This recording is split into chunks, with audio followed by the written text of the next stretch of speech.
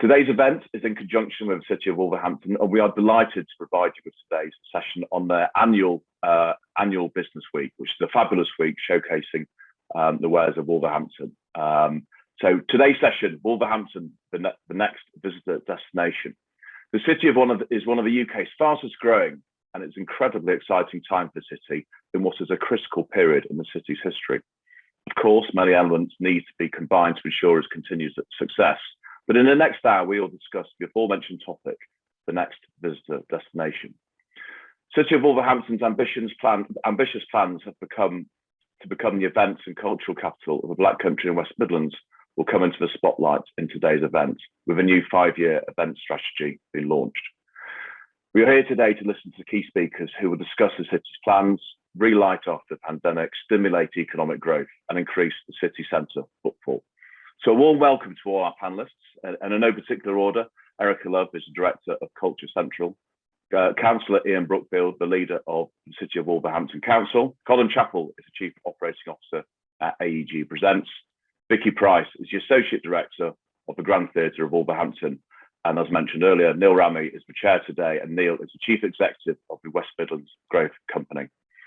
So please, just a quick reminder, please don't forget to ask questions. But first of all, what we'll do, we'll kick things off with a fascinating 4-minute video titled Wolverhampton, City of Opportunity, which will be followed by the panel session. Please do enjoy the next hour, and thank you very much for once again dialing in. Many thanks.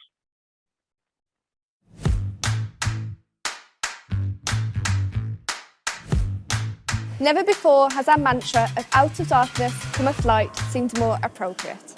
We'll never let our flames of ambition for this great, diverse city flicker. We're pushing forward with billions of pounds of public and private investment. We'll be bold and brave, seizing every opportunity to relight our city. So, let's bring you up to date. We've made significant progress with our investment in connectivity.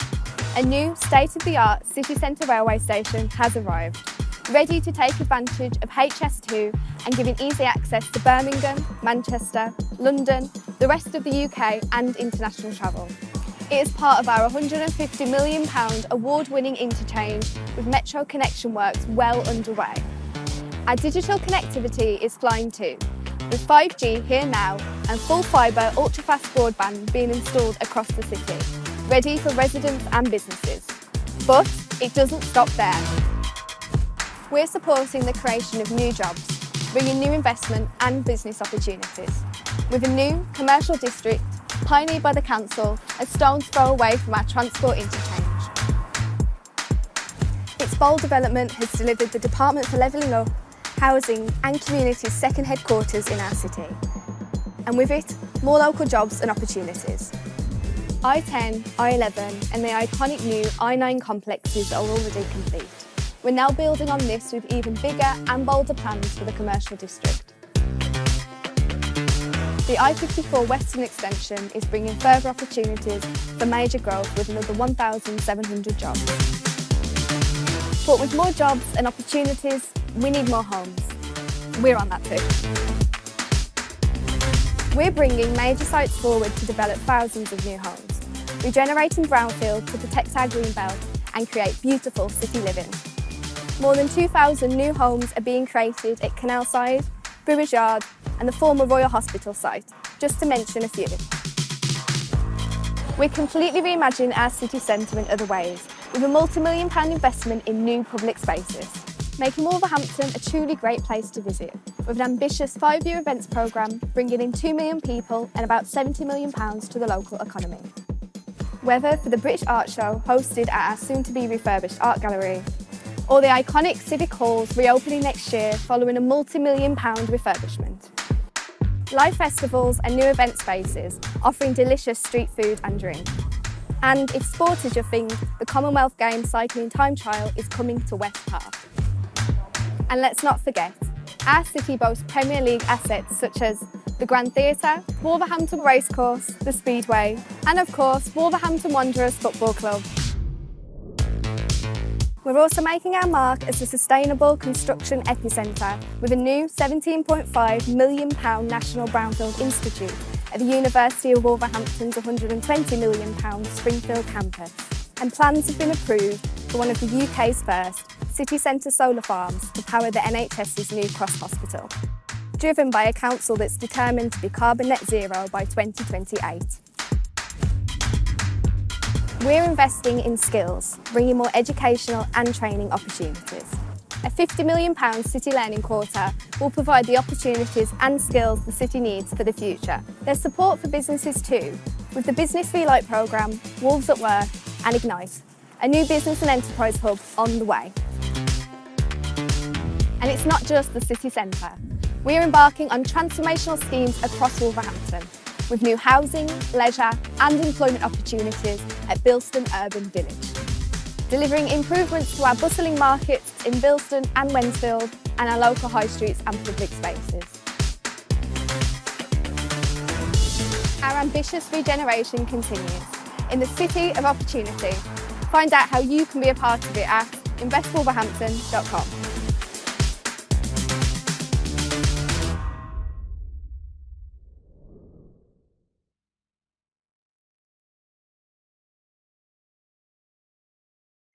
Listen, thank you very much, everybody, for joining us this afternoon. I'm really privileged, actually, and delighted to be asked to host this. My name is Neil Rami. I'm the Chief Executive of the West Midlands Growth Company. We also operate the West Midlands Tourism and Convention Bureau, a sector that is so important to all of this region and increasingly to the city of Wolverhampton. So I'm, as I say, delighted to chair this discussion this afternoon. As Simon's already said, this is one of a series of events this week. I've attended quite a few already, and this is a city on the move. This is a city that has not stopped over the last 18 months, despite all the challenges. Having walked through Wolverhampton station just yesterday, it really is a city transformed. And what you'll have seen from that video is the regeneration strategy is no longer a strategy. It's happening. The city is changing as we speak. From an employment perspective, the high profile relocations that you're, I hope, all aware of are happening also.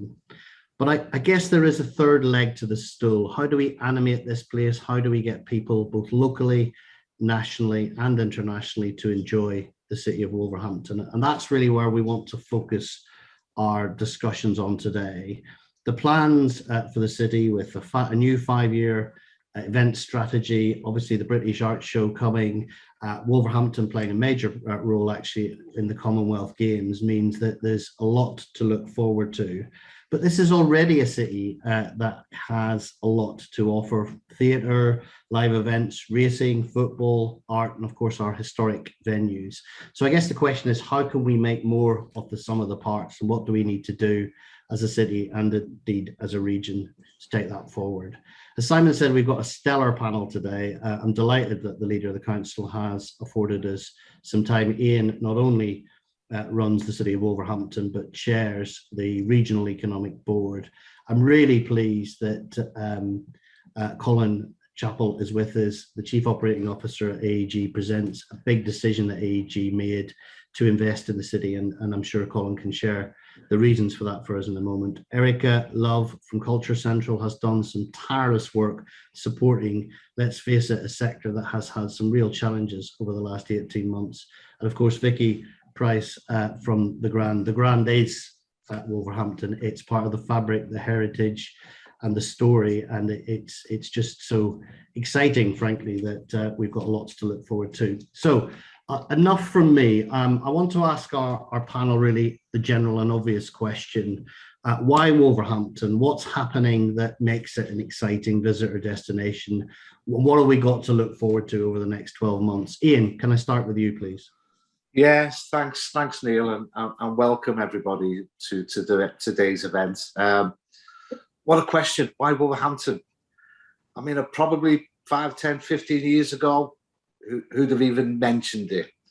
And I think it's always been comfortable in its skin, but that skin is old. It's now time to break out and show not just the region, but worldwide what we have to offer. And what we have is already of enormous value.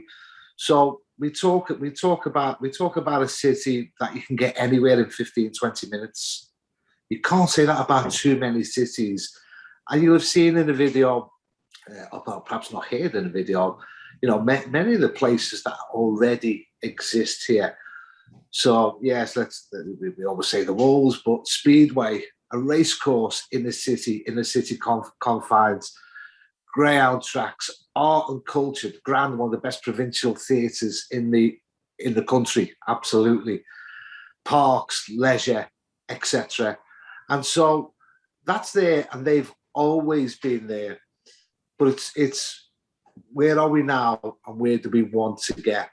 I'm not going to steal any thunder from the Colin from AEG, Civic Halls, or indeed Vicky from the Grand Theatre. They'll explain why they're excited about Wolverhampton and what it's offering. But for us, and for what a lot of people have come in, and you're right, we're on Business Week this week, and what I've heard is and what I know are the people. The people are probably our biggest asset. We've got a mantra in this city. We're not going to leave anybody behind. We're going to look after each other, and we're going to be welcoming. And so that's what gives us the city of opportunity.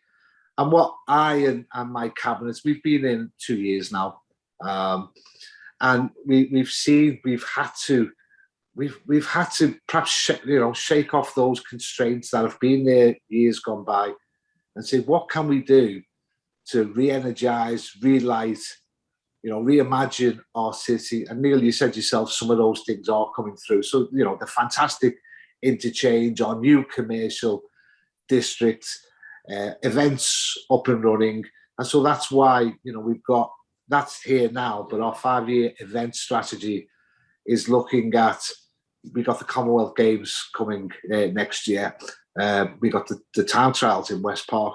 5-6 years ago, there was no push to be involved. But when I got leader, I absolutely insisted that Wolverhampton, we've got a fantastic history of cycling. Who knows that? Well, I know that. Everybody should be able to know that. And that's what the type of legacy we want. Like I say, we'll come back to the civic halls, but we want festivals. A Creation Day festival, music festival, one of the biggest music festivals that next year we'll see in the city. And we've also got we talk about culture, the arts. I can't remember what it's called now. It's the British Art Show #9. That's right. Coming to our city, 100,000 people will visit the city in a 1-month period to look at that.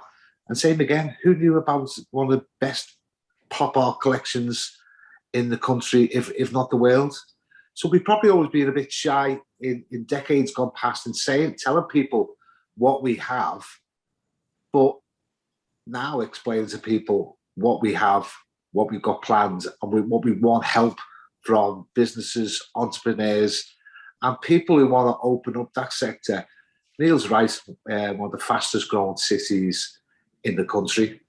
And essentially, you've still got that, how many other cities are essentially a blank canvas as such, and perhaps now is the time for people to get involved, because, you look at your Manchester's, Birmingham, London's, where can they go? Where's the expansion in them areas? Well, you can have the expansion in this area. We've got a fabulous demography. We're in touch of 2 or 3 million people within half an hour of our boundaries. So I like you. I'm looking forward to the future. There's plenty of work to do, and we'll do it in partnership. But I think there's really a bright future to realise our city, Neil. Thank you. That's tremendous, Ian. Thank you. An old mentor of mine called Eddie Free used to run Glasgow Tourism and Convention Bureau many years ago. And obviously we know that the story of Glasgow, City of Culture, and became a massive conference and tourist destination. And I remember asking him what was the secret, what did they do to make the difference? And he said, Neil, we built a city for our citizens, and after that, everything else was easy. And I think for me, there's a real lesson in that. You've got to be real, authentic, do things that matter to people. locally. And if you are authentic, then it becomes a visitor offer. You know, very often people try and buy tourists, and I don't think that's necessarily the way. So I would commend Wolverhampton particularly on that. And by the way, for me, showing my age, I cannot wait for Creation Day, because that is a moment in time that I'm really looking forward to. Colin, can I move on to you? Because we were absolutely thrilled when AEG made the decision and that the council came to an agreement with AEG Presents. You'll obviously be running Civic Hall and Wolfram Hall. Tell us a little bit about your perceptions, I guess, perhaps looking from the outside, on the city of Wolverhampton, and maybe tell us a little bit about your plans, if you don't mind. No, of course. It's quite interesting listening to Ian, and obviously this discussion is about looking forward, but I believe from an AEG perspective, we also start looking back. The UK is an incredibly saturated market for event space, and we're looking for mature markets and who provide outstanding kind of event space. And you know, without doubt, the Wolfram Hall and the Civic Centre is something we've had our eye on for the last decade as being a major opportunity for us to expand out of what is predominantly a London-based real estate business with the O2 event and Apollo, etc. We're very familiar with running 1930s venues and the kind of the challenges that come with trying to fit in modern infrastructure into an old, very differently designed building. But you know, we started off by saying there's a heart of the spine of the UK where the principal touring acts will kind of go from Glasgow down to Manchester, go somewhere into the Midlands, and then drop into London outside of the bigger, wider kind of secondary market tours. And you know, we see Wolverhampton as, you know, straight up there alongside the, you know, the event space in Birmingham. And in fact, if anything, because of the space that the Civic Centre Hall provides, it can provide a higher capacity. Capacity essentially means ticket sales. Ticket sales means the ability to pay an act. So, you know, we look backwards, we look at that analysis, you know, it ticks every box for us. We can see the opportunities with the old building, and then we're just, you know, super excited about what the new building will bring with additional bar provisioning, toilet space, etc. When we come to open the building, you know, the intention is that we'll have a state-of-the-art PA and video system in there. We are interestingly going to develop on what historically had gone into the venues, which had been, you know, comedy and music, but we're actually going to shoehorn in a fully serviced kitchen to enable the venue to operate also as a large major scale banqueting provision for the city as well. So we think there's business opportunities there. We will never lose sight of the fact that this would be a venue predominantly for music and comedy, and that's what it's about. You know, it can bring in 3,500 people in the standing configuration. But to, you know, adjacent to that, to run a thriving kind of banqueting system, corporate event, special project space will then just, you know, enable us to maximize the return, but also offer that multidiscipline space that a thriving city should have. Yeah, and I have to say we're really looking forward to it. And music really is part of the DNA of Wolverhampton. That's for sure. And I guess the cultural community generally is something that we need to focus a little bit more heavily on. Vicky, if I can turn to you, as I said earlier, I think the Grand is Wolverhampton and Wolverhampton is the Grand. You are part of the fabric of this place. But tell us from your perspective how important the visitor is, as it were, to the city of Wolverhampton, and maybe tell us a little bit about your own plans as a theatre over the next 12 to 18 months. Well, we attract 300,000 theatre goers and visitors every year to our venue. And what is hugely exciting at the moment is that they are coming back, or they are back. Next week we have a West End run of Everybody's Talking About Jamie. It's currently at 80% capacity, and it's looking like quite a few of those performances will be a sellout completely. So from that point of view, that is amazing. But I think we've had so much support from the public about how much they've missed theatre and the general theatre experience. But the one thing that really is traditional, especially in Wolverhampton, the Black Country, is the pantomime. We made the very difficult decision in July 2020 that we would postpone Cinderella until this December 2021. We have brothers AJ and Curtis Pritchard starring in it for the Strictly fans out there. And, you know, since we've announced, those tickets have really, really boomed. But that was kind of one of the most significant points for us when we had to postpone that. And what was so wonderful is that 85% of the people who had already booked for the panto kept their money with us, kept their tickets, and we've had that money for 2 years. But it's such a strong tradition for those people to come to the panto that they've stuck with us and supported us. And during the pandemic, that was really key for us. And, you know, 85%, that was nearly 20,000 tickets. So a huge thing for us. But sort of exciting outside of the pantomime and what's happening in the next couple of months is that we have a full programme right through to 2023, and it's full of West End shows. Mamma Mia, We Will Rock You, Darren Brown's on for a week, completely sold out, and then comedians from Sarah Millican to Ramesh Ranganathan. So it's the fact that the Grand has got this amazing lineup, but also that these people want to come to Wolverhampton because the audience is there and it's strong, and that is so exciting for the city and for us as a business. Absolutely. And I think, you know, maybe that is something that the world doesn't know enough about, that the fundamentals are there, that the demand is there, and there's clearly been, I guess, pent up demand given what we've been through over the last 18 months. Erica, just broadening that perhaps, if we might, around the cultural sector. Obviously, you've done a lot of work right across the region to support our theatres and venues and the broader cultural sector. Give us your perspective, please, on where Wolverhampton fits within that and what perhaps we can look forward to in the future. I mean, I think a lot of people have said what an exciting time it is for the region over the next 18 months. We've got Coventry City of Culture, which is happening, which is putting the region on a world stage. We say British Art Show is coming, and that's, you know, one of the biggest touring contemporary art shows in the UK, and that's going to bring a huge amount of people, and obviously artists as well as audiences and people doing other things in and around Wolverhampton.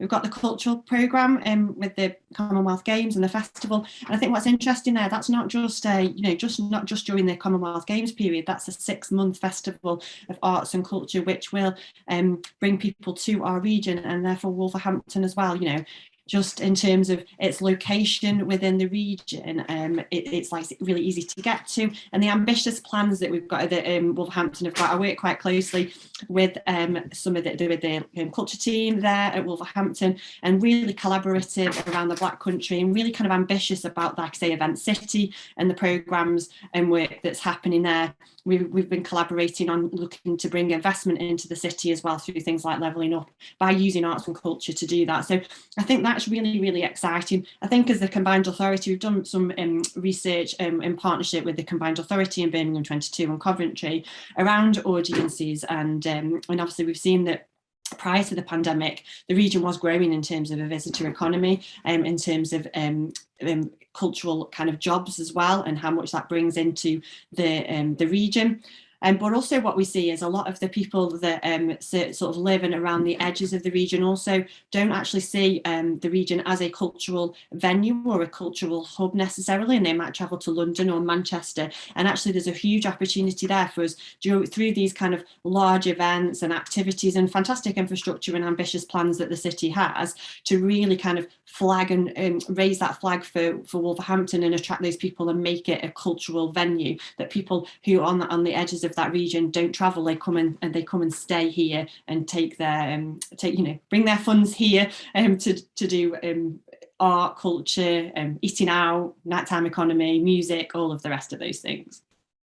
Thanks, Eric. And that sort of segues neatly into the next question I was going to ask you, which was, you know, the visitor economy and the cultural sector particularly was sort of the first into the pandemic and possibly the last out, and of course it supports so many jobs, particularly for those either at the start of their career or from communities that desperately need those jobs. We're still not through this. We know there's demand, but what has the pandemic done, as it were, to the cultural sector generally, and what do we need to do collectively, I guess, to make sure that we support those venues over the next 18 months, particularly if perhaps we do have this sort of latent demand now, but we know that there are issues around staffing and so on. Just give us a bit of from the work that you've done, what are the impacts of the pandemic and what might we need to do moving forward? I think we have seen a massive impact on the arts and cultural sector and the workforce. I think we're still seeing, I don't know if you can echo that, Vicky, things like production technical staff are a real challenge at the moment, and organisations are struggling with recruiting. Obviously, there's the whole kind of issues around the lack of income that during that period as well, and kind of building that resilience back up for the sector. I think though what was really heartening to see was the collaboration that we've seen across the region and with the different places within our region, working together, supporting each other, sharing information, and also that appetite, I think, for shouting about our kind of places within the region as well, and the activity and the importance of it. I think the opportunity that the things like the games, the art show, also BBC coming into the region as well, will bring people, investment and jobs. And I think what we really need to do is keep shouting about it, keep talking about what an amazing offer we have in Wolverhampton, in the wider region, and also continue to kind of invest in it, for businesses to talk to their staff about going to see and take part in that cultural activities. It's important that our citizens and our communities and the people who live in these places also, go and see something that they might not have seen before, or participate in activity. I think part of the work that we've done around level 11 in the up agenda, and some real innovations that we've seen in the thinking for Wolverhampton specifically around meanwhile use space, around COVID safe events, and around sector support and capacity building. And those are the things that we at Culture Central are really trying to help and support the cultural sector in, which will have hopefully a positive knock-on effect for the city. And excellent, thank you, Erica. I've got a couple of questions coming in, which I'll point probably to the leader, to Ian, in a moment. But I wanted to just follow up on that point with you, Vicky, around the Grand and what the pandemic is sort of. How does it feel? And from a leadership perspective, what have you had to do, sort of moving forward? I mean, clearly staff being furloughed and everything else. This hasn't been an easy time. No, it has been an absolute terrible time. I mean, I was fortunate to work throughout the pandemic, but actually to come into work and see the stage empty, which is a very rare occasion, to see the seats empty, was absolutely heartbreaking. There's no other word for it. And also, I've worked in the city 12 years. It's always buzzing and like it was so quiet. It was horrible. But I think that if there was ever going to be a silver lining, it's about we were able to, take stock, change procedures, create smarter ways of working. I head up the marketing team, so I could look at marketing strategies and how we were going to encourage people to come back into the city. And, with thanks to the Cultural Recovery Fund from the government as well, we've been able to do that. We've had a really strong campaign, and we are now seeing the effects that people are coming back and they want to be entertained. So from a support point of view, we've been supported by the government, we've been supported by our theatre going audience, and that's been wonderful. Yeah, and I think certainly from my perspective, regionally, it's those venues and attractions that have kept a relationship with their audience that are still, frankly, in business and able to grow and develop. And unfortunately for some, that's been more difficult.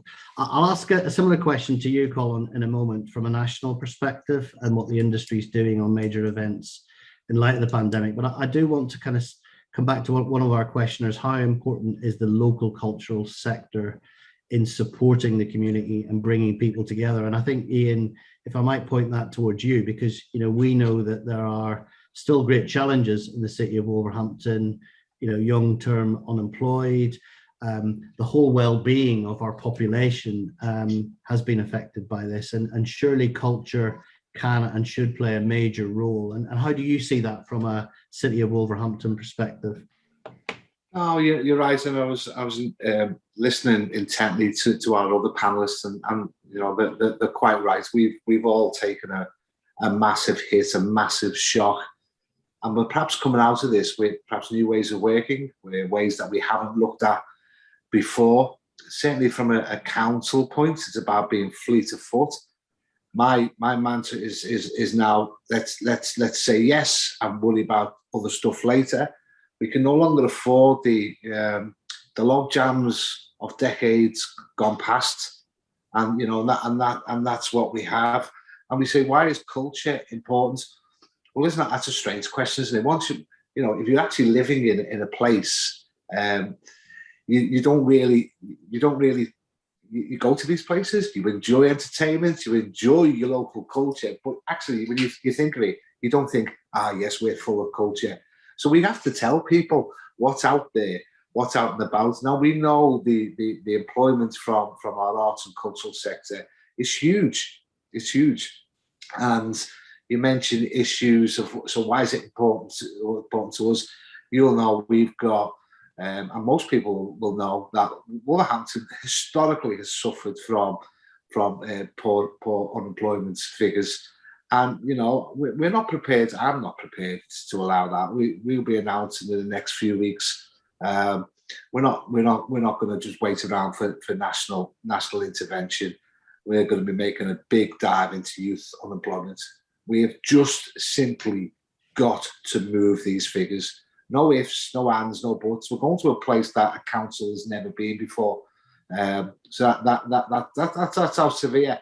We've got a big buy-in with our youth in our city. We're not reducing any more services. We're not cutting in budgets to our youngsters because we can't get that right. Everything else doesn't really matter. So the cultural sector is hugely important. And yes, people say, oh, you've bid for the capital of culture. Well, yeah, why not? And of course, going back to my earlier statement, it's you don't recognise sometimes what you've got when you actually live in the middle of it. So it's telling people we've got as much art and culture, experience and history and future plans to be able to win any competition against some of the other cities. Yes, it might be slightly difficult for the judges to say, well, we've just had the West Midlands one in Coventry, let's give it to one. But that's not going to stop us. So all the work we're doing with our partners, our friends, we'll keep that work. But yeah, we're going to go full tilt for it because that's how important it is. It's important to get people in. It's important to support businesses because without the businesses, I don't get the jobs. Without the jobs, it's difficult to put them extra value services in the city. So I recognise absolutely the value of businesses and jobs within our city. And that's why perhaps we're doing a different tack that wasn't taken a decade or a generation ago. Yeah. Thanks, Neil. Thanks, Ian. I mean, just two points for me on that, actually. The as you know, I used to do this job in the Northeast, and ironically, that one of the most successful initiatives we had was our bid for City of Culture in Newcastle and Gateshead. And although it went to Liverpool, it brought the whole of the city or that part of the world together and, in a sense, articulated the ambitions better than anything else any of us could have done. And on the youth unemployment point, I mean, I think we've discussed this before, and for all our colleagues watching, tourism is a great career. It is, the visitor economy can provide the first rung on the ladder for young people. And I think we really have to be aware of that. And we've got to do more on that in light of the pandemic and some of the supply chain and staffing issues that we're seeing. And I guess, Colin, just coming back to that point, because you're looking at this nationally. I'm actually sat here in London today and talking to colleagues in London last night. There's still, some big challenges here in London. How do you see the events sector over the next 12 to 18 months? And, has it changed? Are we going to be in a kind of virtual and physical world? Where's the innovation, I guess? And what does that mean from a West Midlands and a Wolverhampton perspective? I don't think you can kind of get away with memories are made when you're in physical contact with other people. I mean, we've done Zoom and Teams calls to death over the last year. And I think people are just excited to get out there. As Vicky said, anybody working in promoting or a venue business has been really devastated by seeing empty stages. And our frustration, and no one's calling it anything to happen, but our frustration is we probably deep cleaned our venue 3 times last year in anticipation of returning back. And we've seen, when we started in the pandemic, we kind of thought, oh, well, this will last a couple of weeks or a month or 2. We'll just move some shows from March to September. Well, those shows have now moved 3 or 4 times. We are definitely seeing demand for new products, but I think some people have probably had an elbow show move 3 or 4 times, have forgotten they've got the tickets. So there's probably a slower start to return back to kind of live entertainment with full capacities. That will take time as kind of different genres and different profiles of people then get more accustomed to coming back. There's still lots of confusion with respect to COVID passports, really what the expectations are. Putting all that to one side, there is massive pent-up demand. There will be the biggest yield shows next year that we've ever seen, because so many things from 2020, 21 have been rescheduled into 22. But you're going to keep your prices competitive, I hope. Well, no, yeah, prices, I just don't think the prices will necessarily change. There is an increased operating cost in terms of cleaning, etc. But, we're definitely seeing, excuse me, we run a big festival in Victoria Park this year. We definitely saw a massive demand there. The food and beverage sales were high. People wanted to go out and enjoy themselves. So, we definitely take that as a positive. Whether you can have, just an uncapped demand, I don't know, because at the end of the day, going to your point, a consumer, A, only has so much money to spend on events, and B, only so much time. And there's competed things. Do you want to go to the cinema, out for dinner with your friends, or do you want to go to live music? I don't think we can just suddenly assume that people didn't go to live music 4 times last year, so they go 8 next year. I think the other point that Vicky made, and just to kind of extend that, we had a portion of our staff that just went on furlough. We didn't see them again, but we were very, very conscious of how important it was to communicate and keep up their mental well-being and make sure they remain part of our team. The other thing that we did is that, unlike many of our competitors, we took a long-term view, and we weren't very dramatic in terms of any restructuring of our business. So we've got most of our team have come back. The reality is, the way that the business has reopened at the time of year is just almost like our busiest time. So something like a Formula One, we've gone from 0 shows to 140 in a month. We're already now seeing on a number of levels that people are burning out. So we struggle to get staff. The staff that are here having to deal with 2 or 3, levels of work that they never had to do. We've got VAT rates to deal with. We've got kind of COVID passports. We've got extra comms. So the job is, massively more difficult for anybody. And again, going to, the points that have been made by Erica, it's like, how many people have actually left the industry, and do they still see this as an attractive way to move forward, or are they going to be constantly concerned that this is a burst into a pandemic and the last out? We remain super bullish, that's why, and we remain a long-term investor. We look at the Wolves project for us as the next 20 years. Music will change a little bit, but people's memories and wanting to go out and see things live won't. Yeah, fantastic. Really, some really rich commentary and insights there, Colin, for us all actually to reflect on. The one thing I would say about the industry from my perspective and my experience over the last 18 months is it is a vocation, and people have done 3 jobs in one job. It's been phenomenal, whether it's Wolverhampton, Coventry, Birmingham. You just see people doing the impossible, really. Can I just move us, conscious of time, there's a couple more questions coming in, but can I move us more to what can people do to support this effort?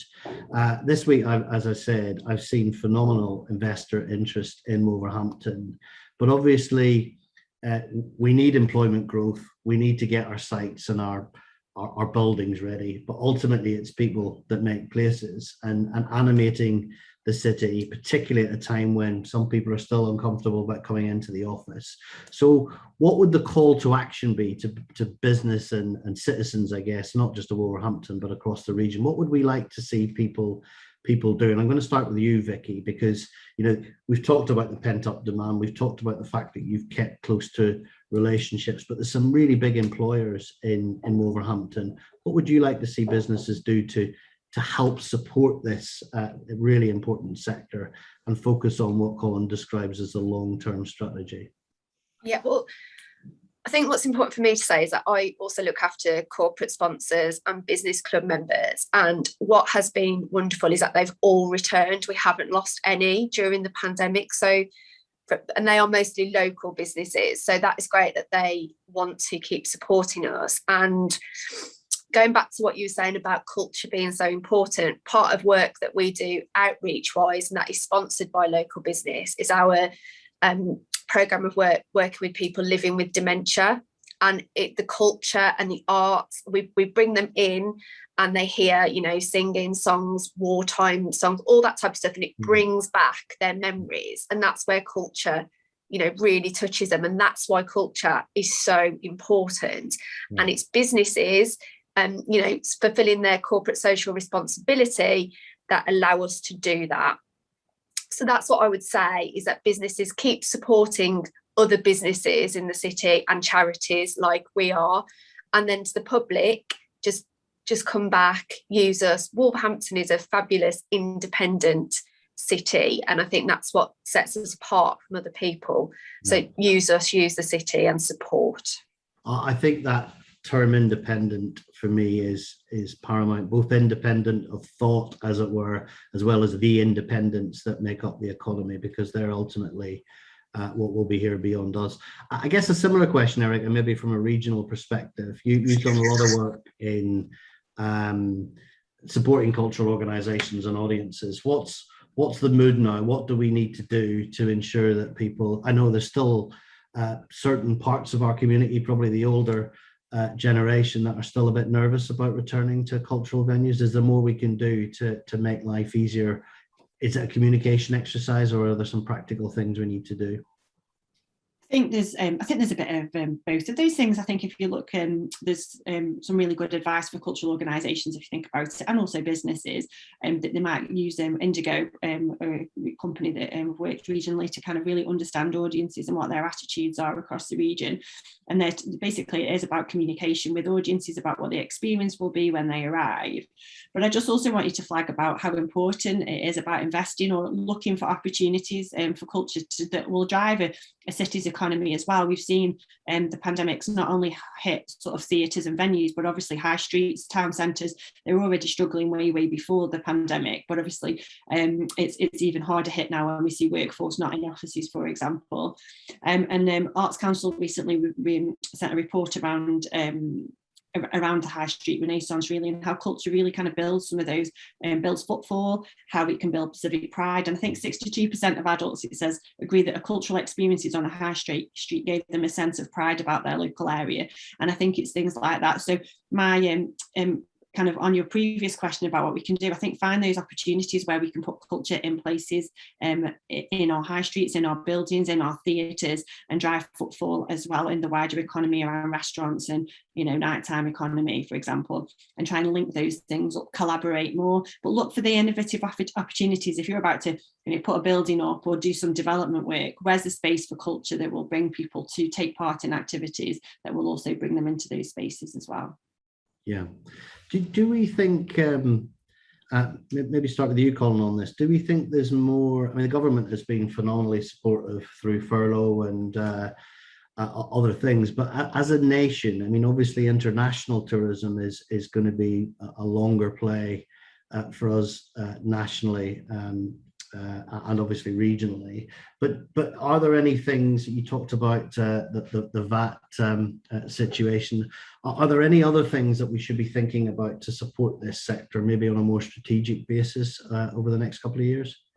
I think there's some quite, you know, good lessons to learn from France, who really, adopt a really cultural focus through their organisation. You know, the way that they're, they raise taxes and then they're spent in terms of culture. And so we've got a business operating outside of Paris, which has completely different fiscal support mechanisms coming in, and it's been good to see. On a UK level, AEG didn't actually succeed in any of the bids we made, and we've had to finance that ourselves, and that has been problematic. I think overall it's amazing to see, you know, the county council, you know, investing in the civic centre, bringing it right up to speed. This is a 1930s building, which is, you know, incredibly difficult to kind of set out what the consumer requires in 2022. And, you know, it's our responsibility as the operator to develop that and deliver that vision that Wolves had. And to Erica's point, you know, we're essentially, when we run a venue, you're a quasi food and beverage operator, and, you know, we talk about memories, but we want people to come and have a whole night out. The transport links are there. You can get across the city easy. You've got the gateway. Come in early, have dinner with your friends, come along and see the show, go up to the Portico bar, enjoy what you can see, you know, in terms of the views outside of these wonderful spaces that have been created, and make it a whole night package. We don't want people necessarily just to rock up at 7:30, come into our show and disappear.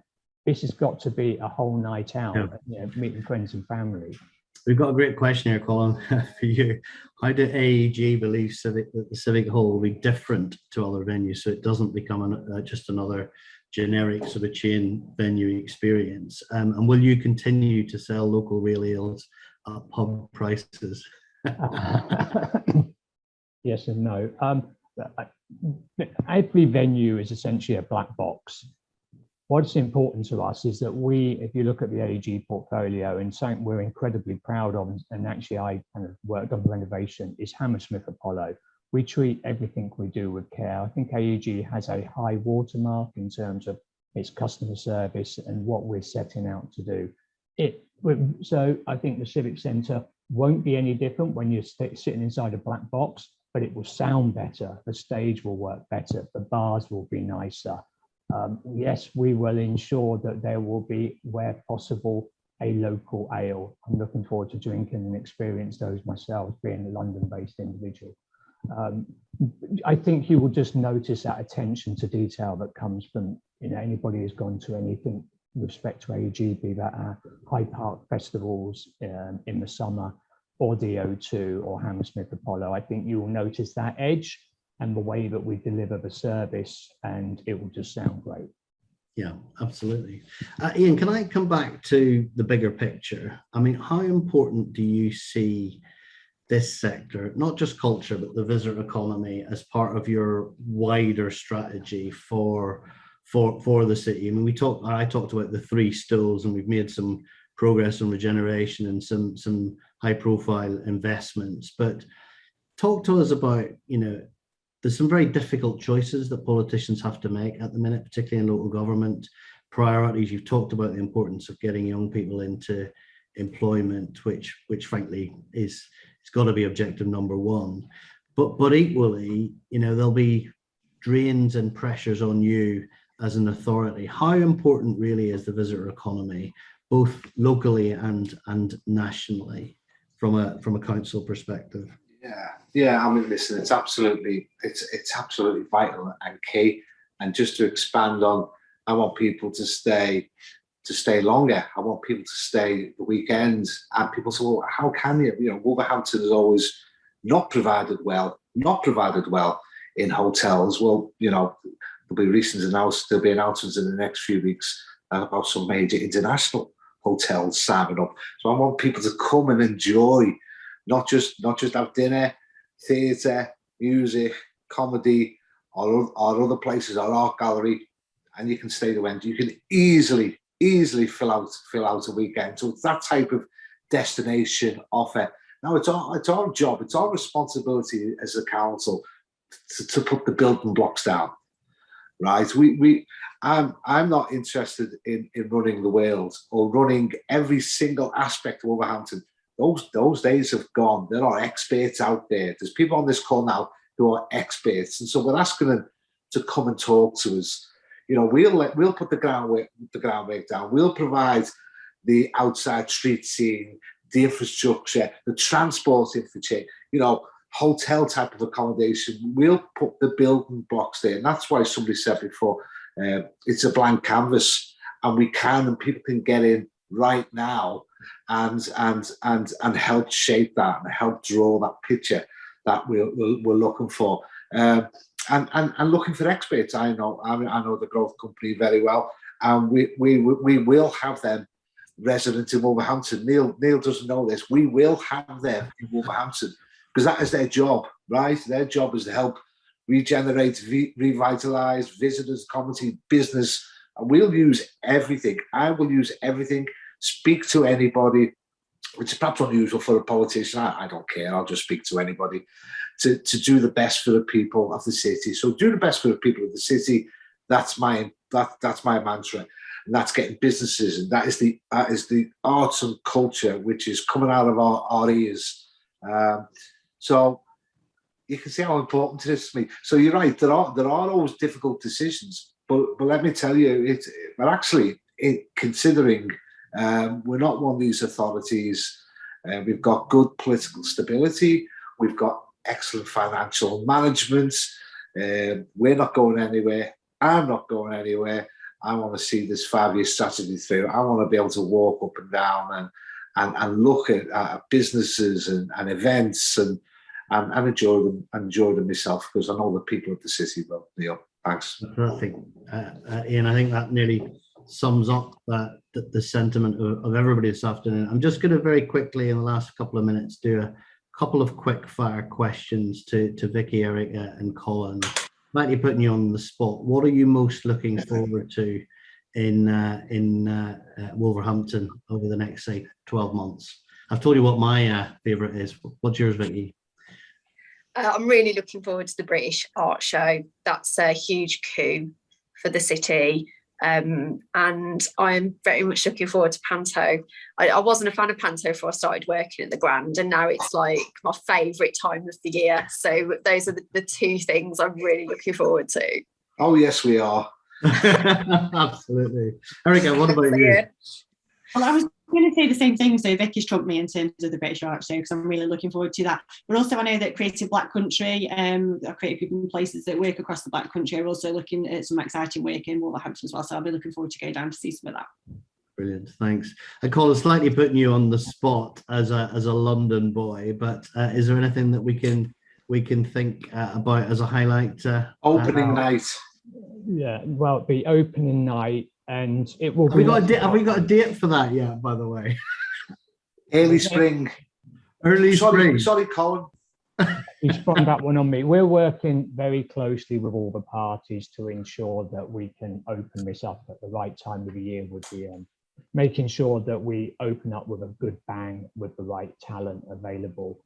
I mean, anybody who works in event businesses will often say the highlight is not often watching the act yourself, but watching the people watching the act. So for me to be in that venue, whenever the Civic or the Wolverhampton, when we have that first night or second night, to look around and people going, wow, this is good. I can get a drink easily. It might be the local drink. Hopefully it won't be much beyond pub prices. We're not stupid. We know that's where, we've got to put the prices. But to see them walk into the stage and go, wow, didn't they do a great job?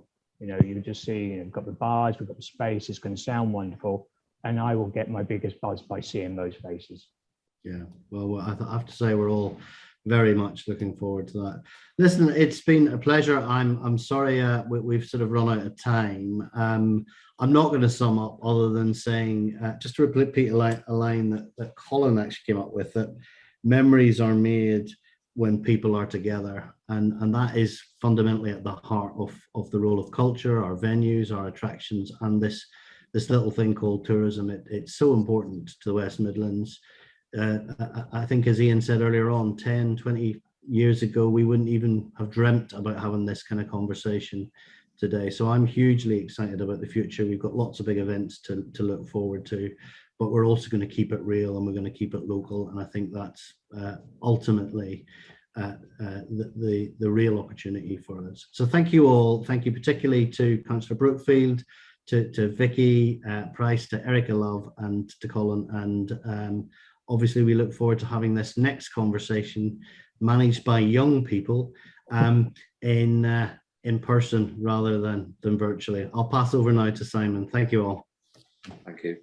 Yeah, thanks, Neil. Well, I think everyone will agree that has been a most interesting and informative session. And like Neil as well, I'm not going to try and summarise and you guys know a lot more about it than I do. So, but yeah, thank you to everyone involved. And it's funny enough, it's a topic that, you know, for want of a better expression, it wasn't front of mind a few years ago, but now it is, you know, and not just for the people who are involved in the industry or live in the city, but people who are outside of the city, you know, investors looking at the city.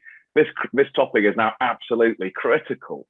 Along with a couple of other topics, obviously, it's not just for someone to look at when they're looking to invest, but it's fundamental to making an investment decision. And it's great to hear the journey that the city has been on. It's great to hear what's going to happen in the future.